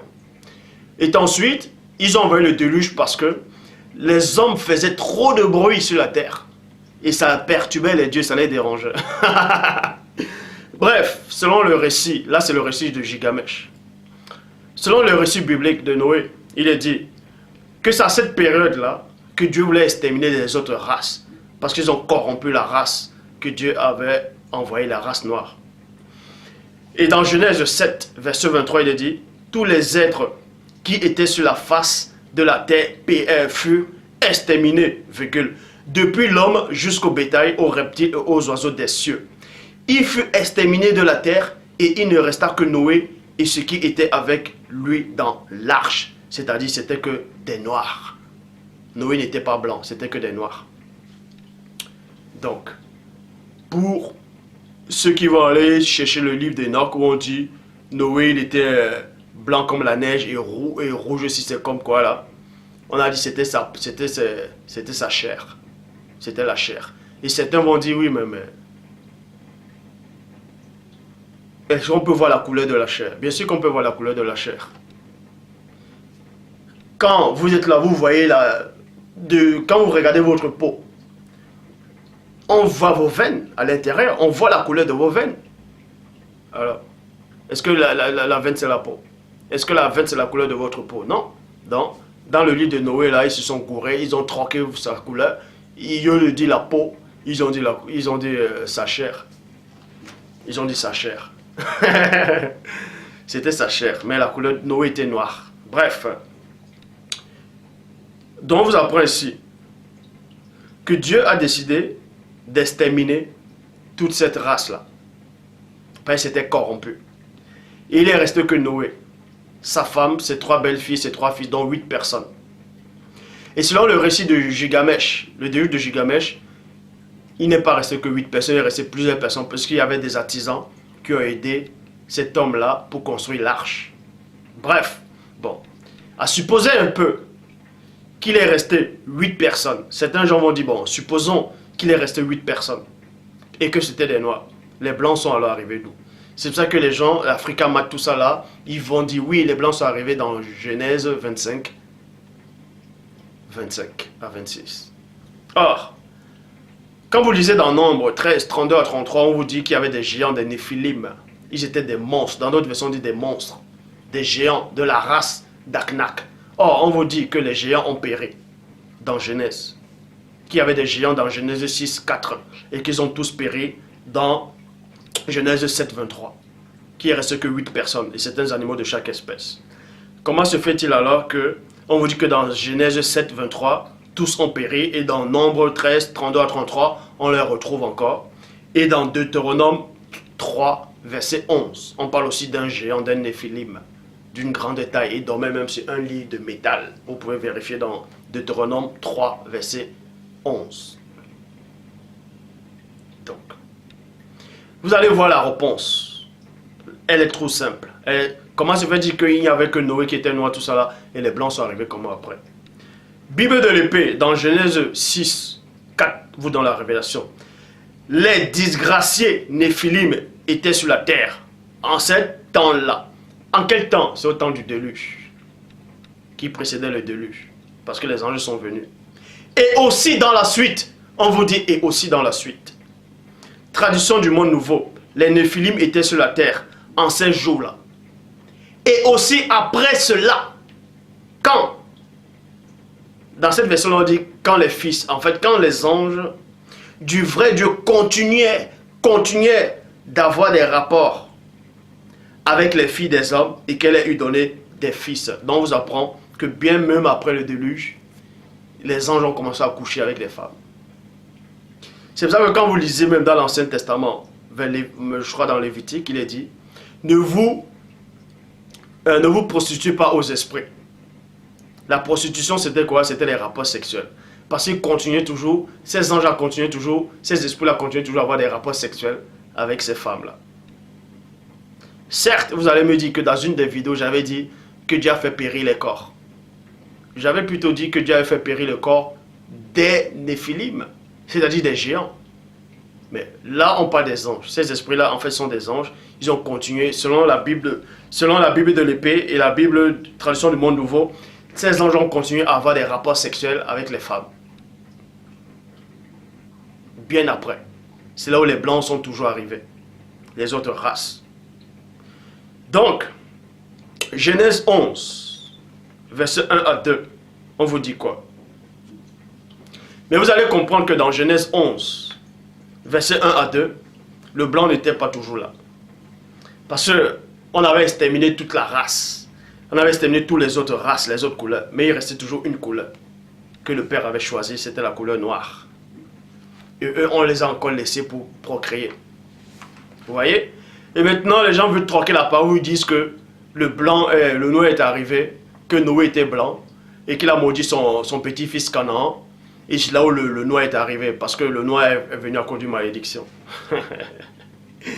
N'importe quoi. Or, vous ne devez pas ignorer que Canaan, c'était qui? Canaan était le frère de Couche. Était le frère de Couche, c'est-à-dire Canaan était le petit frère de l'Éthiopie. Et l'Éthiopie, c'est un noir. C'est écrit dans Jérémie 13, 23. Comment se fait-il que moi, je suis noir? Mon petit frère, forcément, il est noir, puisque mon père est noir et ma maman, elle est noire. Selon le test. Donc, Couche est noir. Son petit frère, c'est Canaan noir. Et le papa maudit Canaan. On vous dit à cause de ces malédictions, le noir est arrivé. Mais ça n'a plus de sens.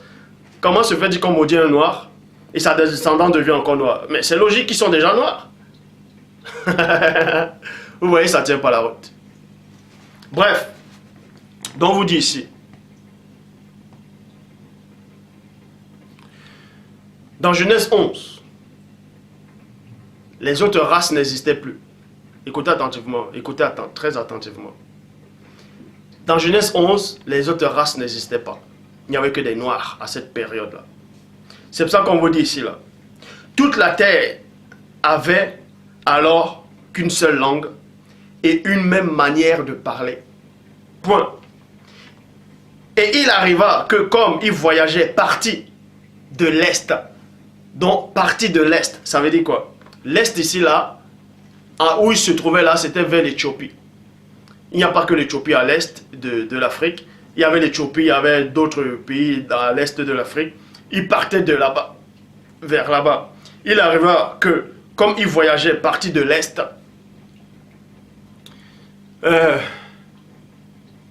c'est quand Dieu, c'est-à-dire quand Dieu a partagé des langues, il y avait des noirs qui sont répandus sur toute la surface de la terre.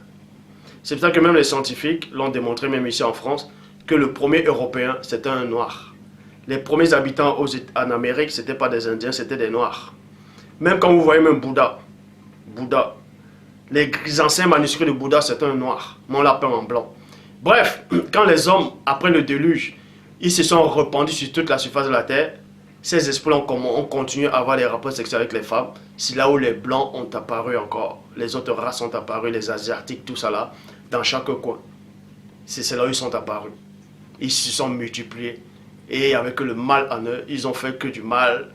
C'est pour ça qu'ils ont commencé à décimer la population noire qui était dans ces pays-là. C'est pour ça que quand vous voyez en Europe, vous dites oui, mais il n'y avait que des blancs en Europe, c'est faux. Pourquoi les Américains ont exterminé les Indiens? Parce qu'avant, ils étaient des noirs. Si vous ne connaissez pas l'histoire. Bref. Donc, avant, il y avait des Néphilim. Avant le déluge, il y avait les Néphilim, parce que les anges sont venus, ils ont couché, il y avait d'autres couleurs qui sont arrivées, et le Père a exterminé ça, parce que Dieu ne voulait pas ça. Et après, ils ont continué à avoir des rapports. C'est pour ça que Dieu dit, mais dans Lévitique, ne vous souillez pas, ne vous prostituez pas aux esprits. On vous dit même que Judas et Israël, tout ça, ils ont commis l'infidélité, ils se sont unis à la fille d'un Dieu étranger. La fille d'un Dieu étranger, c'est quoi? C'est la fille, c'est une Néphilim. C'est un Dieu étranger, c'est quoi? C'est un ange déchu. C'est pour ça que Christ dit même à ces pharisiens, à ces faux juifs dans Jean, vous êtes des enfants illégitimes, donc vous êtes nés d'un mauvais commerce. C'est pour ça que Deutéronome 23:3 le dit, les métis n'entreront pas. Ils sont arrivés comment après? C'est les Arabes, les Blancs, tout ça, ils sont arrivés comment après? Selon Deutéronome 23:3. C'est parce que, quand vous lisez dans Lévitique, on vous dit que les anges se prostituaient aux esprits, à ces anges déchus. Bref, donc, c'est après le déluge, après, plus tard, qu'ils sont revenus encore. Que les anges ont continué à avoir des rapports et tout ça là. Bon.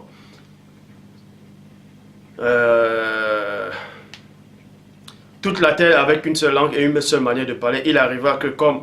Ouais, ils sont partis de l'Est. Et ils trouvaient une plaine dans le pays de Shinéar. À Shinéar, c'est à Mésopotamie. Donc, il n'y avait que des noirs en cette époque, dans un seul endroit. Parce que le déluge avait tout anéanti. Vous voyez? Le déluge avait tout anéanti. Et maintenant, les hommes là, après le déluge, il a fallu qu'ils recommencent à cultiver, à travailler le sol. Le mystère, c'est quand on vous dit que Noé était avec sa famille, ses enfants, c'est-à-dire Noé, sa femme, ses 3 fils et ses 3 belles-filles. Et c'était des animaux de chaque espèce. Donc les animaux ont commencé à partir, à s'éparpiller. Certains animaux ont commencé à s'éparpiller. Et Noé, lui, est resté dans un seul endroit. Écoutez attentivement le message. Noé est resté dans un seul endroit sur la terre. Et d'autres gens disent que c'est en Turquie. Parce que, soi-disant, l'âge de Noé s'est arrêté sur le mont Ararat. Donc, quand ça s'est arrêté, Noé est resté à cet endroit en Turquie. Et c'est là où il a commencé à remplir la terre. Et ça, c'est complètement faux. On va vous le démontrer. Bibliquement, on va vous le démontrer. Donc, Noé a procréé encore. C'est-à-dire, quand il dit Noé a procréé encore, c'est pas ça.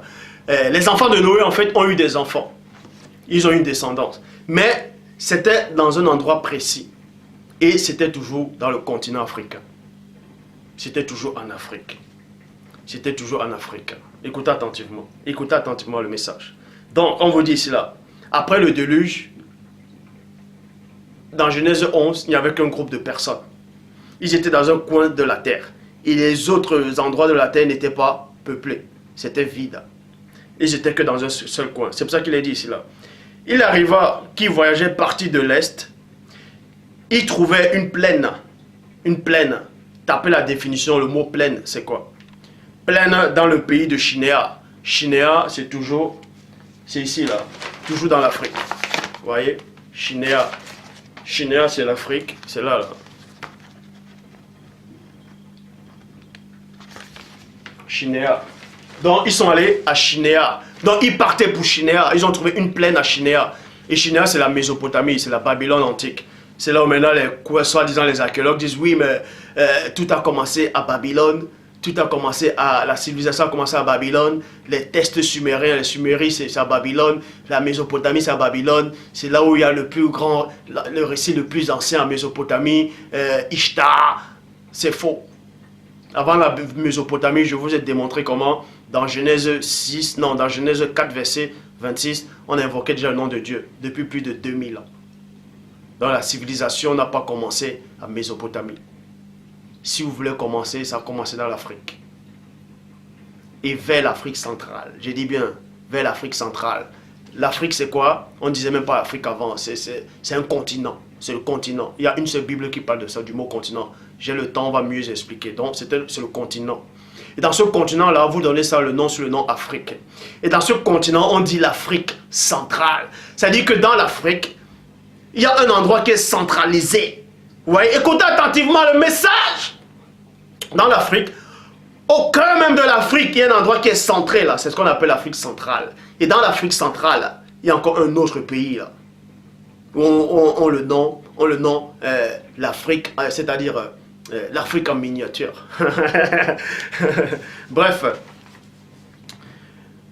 ils sont arrivés à Chinéar. Et c'est là-bas qu'ils ont commencé à bâtir des empires.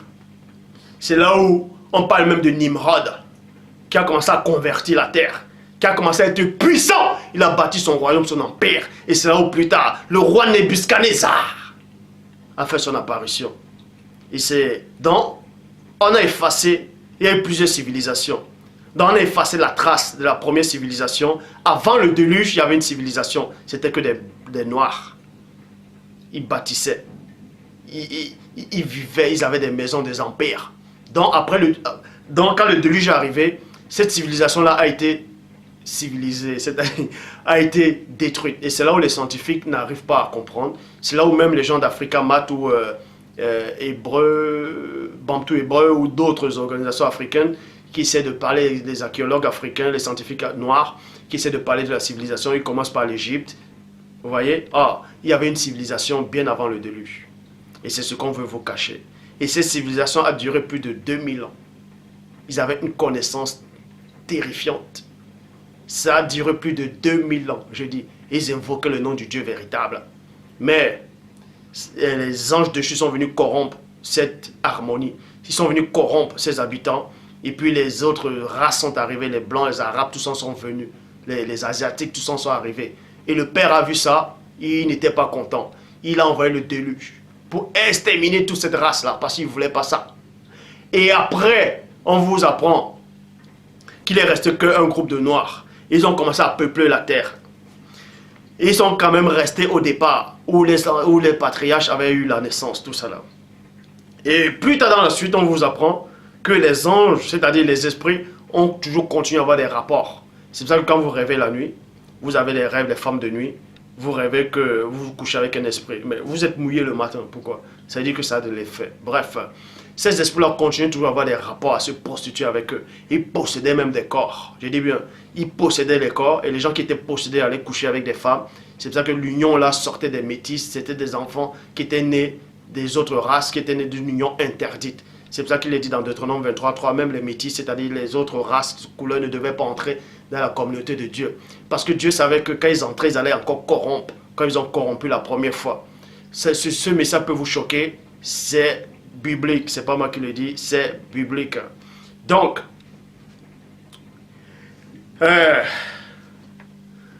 ils ont commencé à remplir la terre. Ils sont allés à Mésopotamie, ils ont rebâti une nouvelle civilisation. Une nouvelle civilisation. Donc, Genèse chapitre 8. Genèse chapitre 8. Donc, on va vous montrer où est-ce que Noé est né en fait. Où est-ce que les enfants de Noé... Non, vous savez où est-ce que Noé est né en fait. Où est-ce que la descendance de Noé a eu le jour. Genèse chapitre 8 verset 4 vous dit quoi? Le 7e mois du 17e jour du mois, l'arche s'arrêta sur les montagnes d'Ararat, en Turquie. Et quand vous pouvez taper, on va vous dire que c'est en Asie, en Turquie. Ça c'est faux. Pourquoi? Donc on vous apprend que les descendances, le berceau de l'humanité, la nouvelle civilisation a commencé en Turquie. Et ça c'est complètement faux. Pourquoi? Psaume 87, verset 4 à 5, vous dit quoi? Je proclame l'Égypte et Babylone. Parmi ceux qui me connaissent, voici le pays. Dans d'autres versions, voici les habitants. Voici le pays des Philistins, Tyr. Et avec l'Éthiopie, c'est dans Sion qu'ils sont nés. Point. Et Sion, c'est où? Sion, c'est dans l'Afrique. Sion, c'est en Afrique centrale. Sion, en fait, c'est à Jérusalem. Et selon ce site bantou hébreu là, c'est au Cameroun. Donc, mais quand on dit Cameroun, le Cameroun n'était pas comme ça à l'époque. Le Cameroun que vous voyez actuellement, c'était pas comme ça avant. Donc, c'est ce nom-là, quand vous, c'est pas ça. Bref, ils sont tous nés à Sion, dans l'Afrique centrale. À Sion. Et Sion, il est dit 2 points. Ils sont tous nés. Ils sont tous nés. Donc, Noé lui-même, l'arche est restée en Afrique. C'est monté, les vagues, c'est redescendu, c'était toujours en Afrique. Toujours en Afrique. C'était en Afrique. Dans tout l'entour, là, en Afrique centrale. Et Noé, ils ont eu des enfants. Les enfants de Noé ont eu des enfants. Et ils se sont rependus. Ils ont commencé à partir vers les pays de l'Est. Et c'est pour ça qu'on dit dans Genèse 11 qu'ils sont quittés, ils partaient du soleil levant. Donc, ils partaient de là pour aller à Shinéar. Donc, pour ça, je vais vous montrer. Ça, c'est une grande carte en fait de l'Afrique. Une très très grande carte. Et ici, on vous montre la Galilée. Vous voyez? C'est marqué la Galilée. Galiléa. Vous voyez? Galiléa. Galilée. Bon. Et de la Galilée, on sait que c'est à Jérusalem. Pour aller à Jérusalem, il faut monter pour aller à Jérusalem. Et quand on monte comme ça, là, quand on monte pour aller à Jérusalem, c'est où? C'est tout dans l'Afrique centrale. C'est tout dans l'Afrique centrale. Donc, le Tigre, c'est là. Et le Tigre, c'est la Babylone. C'est la Mésopotamie. Donc, on vous dit ici là que, comme ils quittaient de l'Est, l'Est ici là, il y a la Nubie, l'Éthiopie. Et tous les pays de l'Est, vous voyez, c'est vers l'Afrique centrale. C'est pour ça qu'il est dit dans Sophonie 3.10, d'au-delà des fleuves de l'Éthiopie, on tombe directement dans l'Afrique centrale. Donc, tous ces habitants, les descendants de Noé, ils ont commencé à immigrer, c'est-à-dire ils étaient tous là en Afrique ici, là, en Afrique centrale, tout ça là, même jusqu'à l'Est, et ils sont montés et quittaient de l'Est, ils ont quitté de l'Est pour arriver jusqu'ici là. Vous voyez, ils ont voyagé de la Nubie, c'est-à-dire des pays de l'Est, de l'Afrique en tout cas, pour aller jusqu'au Tigre, c'est-à-dire vers la Babylone, c'est-à-dire à Shinéa. Ils ont trouvé une plaine, une grande plaine, parce qu'ils sont allés vers là-bas. Et là-bas, ils ont décidé qu'ils vont bâtir une nouvelle civilisation. Et c'était que des Noirs toujours. Il n'y avait pas de Blancs, il n'y avait pas d'Arabes, tout ça là. Non. Donc on vous dit ici là, que le mont Ararat s'est arrêté, l'âge s'est arrêté sur le mont Ararat. Or, on vous apprend que l'Éthiopie, l'Égypte, Babylone, tout ça là, les Philistins, Tyr, ils sont tous nés à Sion, c'est-à-dire, comme je vous ai montré dans l'Afrique centrale. Et Tyr, en fait, c'est quoi? Tyr, c'est la Palestine. Tyr, c'est la Palestine. Vous voyez cela dans Somme, chapitre 87, versets 4 à 5. Tyr, c'est la Palestine. Dans une autre version des Bibles, au lieu de dire Tyr, il dit Palestine. En fait, la Palestine, c'est quoi? C'est une région antique de la Galilée. La Palestine, c'est une région antique de la Galilée. Et voici la Galilée, comme je vous ai montré. Vous voyez, dans l'Afrique. Voici la Galilée. C'est marqué là, Galilée, comme vous pouvez voir. Galilée. Vous voyez, Galilée. Donc, la Palestine, c'est à Galilée. C'est toujours la région de l'Afrique centrale, où il y a Jérusalem, Juda, tout ça là, si vous ne savez pas. C'est ce qu'on appelle les 12 tribus d'Israël. Les 12 tribus d'Israël, c'est à l'Afrique centrale.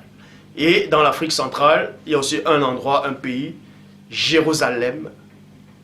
Et dans ce site, vous pouvez vérifier, vous allez regarder Jérusalem, pour eux qui correspond à Yaoundé.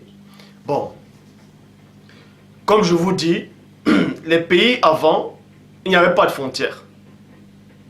Maintenant, quand il y a division, vous croyez que le pays est petit, ça ne peut pas correspondre aux cartes d'avant. Non, parce qu'il y a eu traçage. On va vous expliquer cela.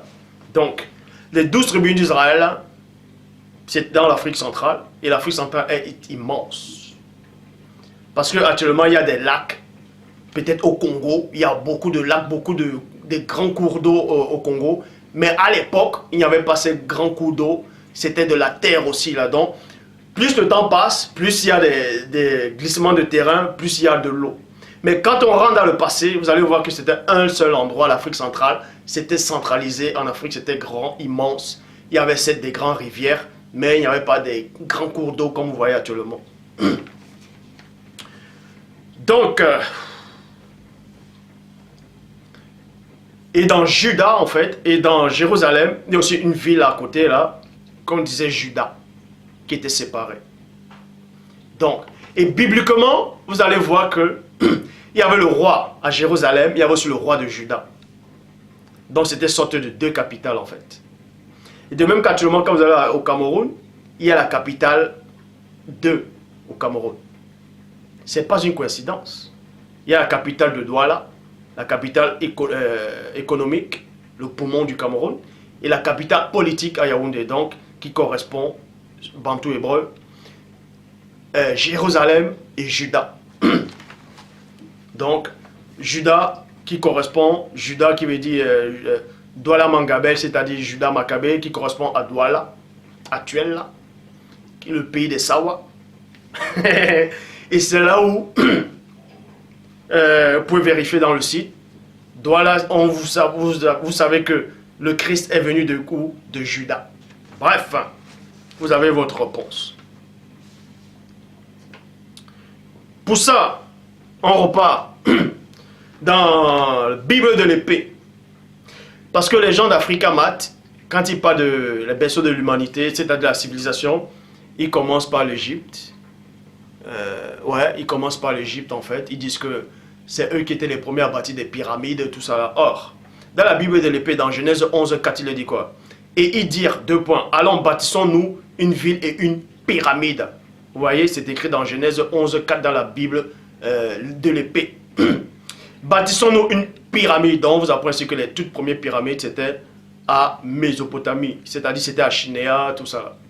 Bâtissons-nous une ville et une pyramide, entre parenthèses, tour, dont le sommet soit dans les cieux, et faisons-nous une réputation de peur que nous ne soyons dispersés sur la face de toute la terre. Vous voyez? Dispersés de la face de toute la terre. Parce que là, ils n'étaient pas dispersés sur toute la terre, ils étaient dans un seul endroit en Afrique. Verset 8. Et l'Éternel fracassa en fragments. Et l'Éternel fracassa en fragments toute la face du continent et non toute la face des continents. Parce qu'il n'y avait qu'un seul continent, c'était un seul bloc. Et c'était en Afrique où il y avait la vie. En cette période, c'était en Afrique seule qu'il y avait la vie. Qu'il y avait la vie en fait. Toute la face du continent, et ils cessaient d'étendre leurs empires. Bon, fracasser, on vous dit ici que Dieu a fracassé en fragments. Fragments, c'est quoi? C'est petits bouts, c'est division. Donc, c'est là où c'est la toute première notion de la naissance des autres continents. Donc, on a fracassé la face de l'Afrique. C'est pour ça que l'Afrique que vous voyez comme ça, là, n'était pas comme ça, n'était pas dessinée comme ça à l'époque. C'était plus grand que ça, c'était plus vaste que ça. Mais sauf qu'on a fracassé ça en fragments, dans petits parcelles, en morceaux. Bam, d'autres morceaux des blocs. Et c'est là où les tremblements de terre ont commencé, les montagnes sont apparues, il y a eu les montagnes, les eaux ont commencé encore à grossir. Et c'est là où la naissance des autres blocs ont commencé, c'est ce qu'on appelle les autres continents. Dans le premier, le plus vieux continent, vous pouvez vous renseigner, vous pouvez taper sur Google, Yahoo, Wikipédia, le plus vieux continent c'est l'Afrique, donc c'est un seul continent. Et maintenant les autres continents ont émergé à cause des tremblements de terre. En fait, ce tremblement de terre, on vous explique cela dans Genèse, chapitre 11, verset 8, dans la Bible de l'épée. Et l'Éternel fracassa en fragments la face du continent. Vous voyez, donc en fragments, c'était en petits bouts. Et c'est là où les autres continents ont eu la naissance. Donc, il y a eu, premièrement, il y avait le seul continent Afrique. Et ensuite, il y a eu le continent Amérique. Il y a eu l'Amérique. Il y a eu l'Asie, l'Europe et Océanie. C'est là où les autres sont nés. Vous voyez. Et en Asie, on vous dit qu'il y a la Turquie. Donc, comment se fait-il qu'on vous dit que le lâche de Noé va s'arrêter sur le mont Ararat en Turquie, alors que la Turquie n'existait même pas à ce temps-là? Il n'y avait qu'un seul bloc, un seul continent, on sait que c'est l'Afrique. Dans les autres continents, ça arrivait après. Donc, le mythe du bateau de l'âge de Noé sur le mont Ararat ne tenait pas. Donc, verset 9, c'est pourquoi son nom fut appelé Babel, entre parenthèses, confusion, la porte des dieux. Donc on vous apprend ici que c'est à Mésopotamie qu'on vous dit qu'il y avait la porte des dieux. C'est pour ça que quand vous voyez la civilisation sumérienne, il y a beaucoup de légendes, beaucoup de civilisations, beaucoup de dieux. On vous dit les Anunnakim, ils étaient géants, ils sont venus avec les vaisseaux spatials, ils étaient des géants, ils sont venus parler aux humains. Donc il y a toute une légende, tout un mythe, toute une histoire dans la Mésopotamie antique. Des histoires extraordinaires. Vous voyez, c'est parce qu'il est dit ici là que c'est la porte des dieux. Et c'est la porte des dieux. Dans Genèse chapitre 28, verset 16 à 17, on vous apprend que Jacob, c'est-à-dire il est parti à Charan. À Charan, c'est dans une ville à Mésopotamie, toujours à Babylone. Genèse 28, verset 16 à 17, Jacob s'éveilla de son sommeil et dit, « Certainement le Seigneur est en ce lieu. » En ce lieu, c'est où? C'est à Mésopotamie. En ce lieu, et moi je ne le savais pas. Et il eut peur et il dit, « Ce lieu est redoutable. C'est ici la maison de Dieu, virgule, c'est ici la porte des cieux. » La porte des cieux. La porte des cieux. Donc on vous apprend quoi? Qu'à Mésopotamie, il y avait une porte. Une porte spirituelle où les entités entraient, où les esprits entraient. Mais l'endroit où il y avait la puissance elle-même, c'était pas en Mésopotamie. Mais en Mésopotamie, il y avait une porte. C'était une porte en fait. Une porte où les esprits entraient, où il y avait des activités. Mais c'était pas là où il y avait la puissance suprême. C'était uniquement la porte. mais l'endroit suprême où il y a la puissance elle-même, où la puissance qui nourrit les autres villes avoisinantes de l'Afrique, se trouve ici dans Genèse, chapitre 49 au verset 10. Le sceptre représente quoi? La puissance. C'est un bâton royal. Le sceptre royal, la puissance, l'autorité. Le sceptre ne se retirera pas. Dans la deux version dit le sceptre ne se éloignera point de Juda. Et quand vous visitez selon les recherches, ils ont bien vérifié, et en hébreu tout ça là, ils démontrent qu'en fait, Juda c'était au Cameroun, à Douala. Donc on vous dit ici là, selon Genèse 49 verset 10, le sceptre ne se éloignera point de Juda. Et Juda qui est Douala, selon hébreu Bantou, selon le site, parce que je vous exhorte encore d'aller dans ce site et de vérifier. Toutefois, je ne vous dis pas que tout ce qu'ils disent, c'est à 100% vrai. Faites ce que Paul dit, soyez comme des chrétiens de Béret, vérifiez, selon ce que Paul a écrit, vérifiez, et demandez l'affirmation au Père. Donc, mais eux aussi, ils sont renseignés. Donc, comment vous allez croire aux archéologues blancs et vous refusez de croire aux archéologues chercheurs noirs? Vous voyez? Donc, selon ce site alors, Juda, c'est à Douala.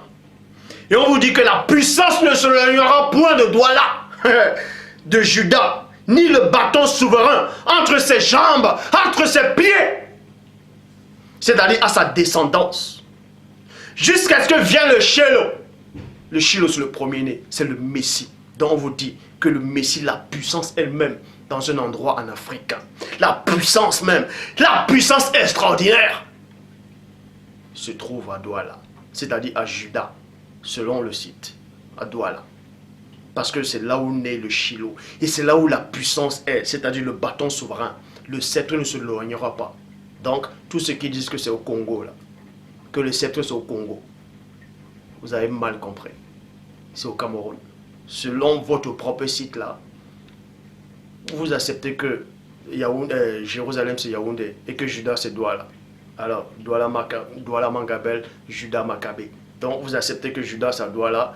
Et la parole me dit ici dans Genèse 49, verset 10, le sceptre, c'est quoi? C'est la puissance elle-même.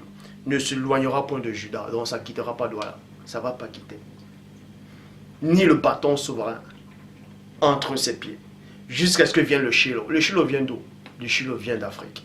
Il vient, selon vous alors, le Shiloh vient de Douala.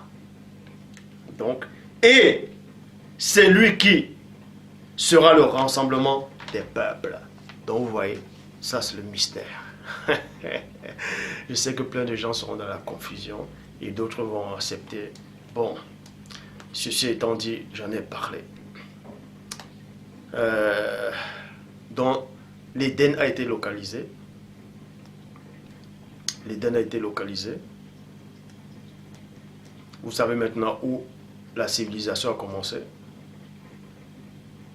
Où la civilisation a commencé, c'était en Afrique centrale. C'est là où la source sortait pour arroser le jardin d'Éden. C'était en Éden, ça sortait en fait, le pays d'Éden. C'était à Jérusalem antique. Parce qu'on dit que la Nouvelle Jérusalem, et dans la Nouvelle Jérusalem, il y a la source, qui sont une source d'eau limpide. Donc c'est à Jérusalem. Et vous pouvez vérifier le site Bantou hébreu. Jérusalem, c'est à Yaoundé, c'est-à-dire c'est au Cameroun. Donc, je vous exhorte de prier Dieu pour comprendre ce message. Que le Père Tout-Puissant soit glorifié, soit magnifié, soit exalté.